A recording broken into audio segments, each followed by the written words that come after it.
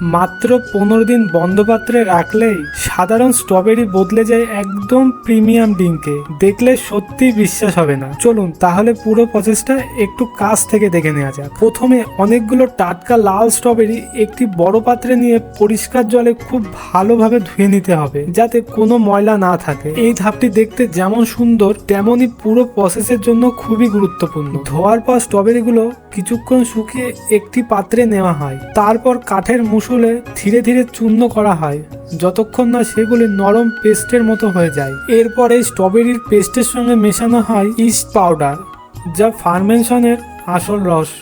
ভালোভাবে মিশিয়ে মাটির একটা পাত্রে বন্ধ করে 15 দিনের জন্য নিরাপদ জায়গায় রেখে দেওয়া হয়। 15 দিন পর যখন পাত্রটি খোলা হয় তখন দেখা যায় ফার্মেশনের ফলে ভেতর থেকে বের হয়েছে গাঢ় লাল রঙের স্ট্রবেরি জুস। এরপর সেটি ফিল্টার করে আলাদা করে রাখা হয় আর ধীরে ধীরে তৈরি হয় সুন্দর রেড স্ট্রবেরি ওয়াইন। তারপর সেটি মাটির জারে ভরে কয়েক মাস সংরক্ষণ করা হয় যাতে এর ফ্লেভার আরও স্ট্রং হয়ে ওঠে। অবশেষে স্পাইসি খাবারের সঙ্গে পরিবেশন করা হয় এই ট্রেডিশনাল ড্রিঙ্ক। আপনাদের কাছে এই পুরো প্রসেসের কোন অংশটা সবথেকে ইন্টারেস্ট লাগলো কমেন্টে অবশ্যই জানাবেন।